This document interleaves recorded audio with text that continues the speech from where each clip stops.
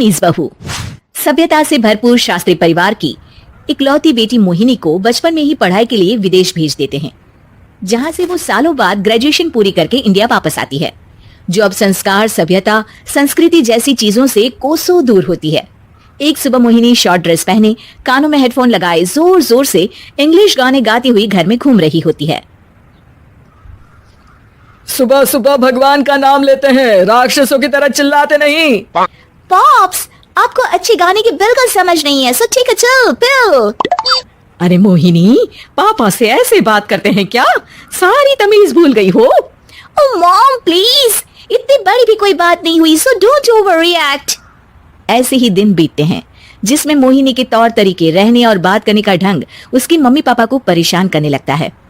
भला कोई मानेगा कि ये मेरी बेटी है? रीति रिवाज और संस्कारों से तो इसका दूर दूर तक कोई नाता नहीं, और अब तो लगता भी नहीं कि कभी होगा। अरे ऐसे कैसे नहीं होगा? लड़कियां सारे नखरे अपने माँ बाप को ही दिखाती है। ससुराल जाकर उन्हें सब कुछ करना भी पड़ता है और मानना भी। पत्नी की बात शास्त्री जी समझ जाते हैं और कुछ ही दिनों में अपने से भी ज्यादा धार्मिक परिवार में निखिल के साथ मोहिनी का रिश्ता पक्का कर देते हैं। रिश्ता तो पक्का कर दिया, पर यहाँ मोहिनी को कैसे मनाएंगे? शादी ब्याह के मामले में आटे में नमक जितना झूठ तो चलता है जी। इसी तरह एक के बाद एक तिकड़म लगाते हुए दोनों मिलकर मोहिनी को शादी के लिए तैयार कर लेते हैं और मोहिनी निखिल की शादी हो जाती है, जिसके अगले दिन से ही मोहिनी दोबारा अपने पूरे अवतार में शॉर्ट ड्रेस पहनकर घर में घूमने लगती है। बहू को ऐसे देख सास की आंखें फटी की फटी रह जाती हैं। अरे ये क्या बेशर्मी है, हमारे घर की लड़कियां जींस तक नहीं पहनती और तुम बहू होकर इतने छोटे कपड़े पहनकर पूरे घर में घूम रही हो। सीरियसली मॉम, प्लीज आप अपनी इस 80 के दशक वाली सोच में मुझे इंक्लूड मत करो। हाय तौबा, एक तो बेशर्मी दिखाती है, ऊपर से सास के साथ जुबान भी लड़ाती है। अरे जल्दी कपड़े बदल कर आ, घर की पहली आरती तुम्हें ही करनी है। इतनी देर में निखिल भी वहां आ जाता है। माँ पापा आने वाले हैं, पूजा का सारा सामान तैयार है ना? ये पूजा हमेशा मेरे बॉयफ्रेंड्स के पीछे पड़ी रहती थी और अब हस्बैंड के पीछे भी आ गई।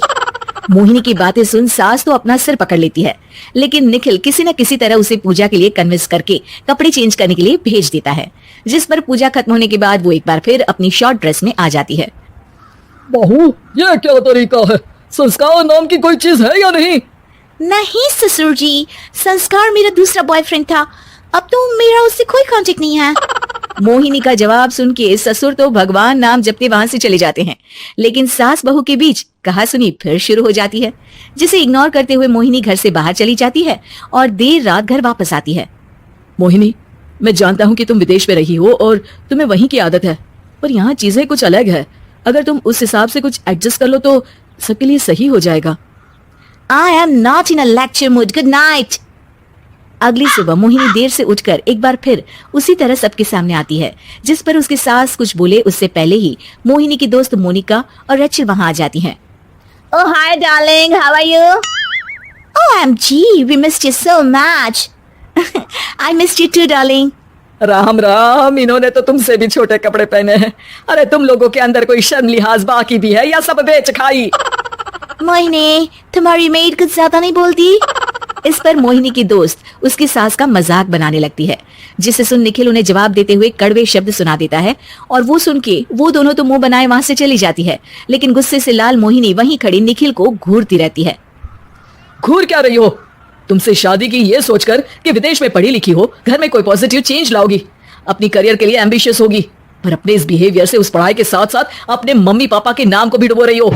अगर तुम्हें ऐसे ही हाल रखना है तो यहाँ रहने की कोई जरूरत नहीं है।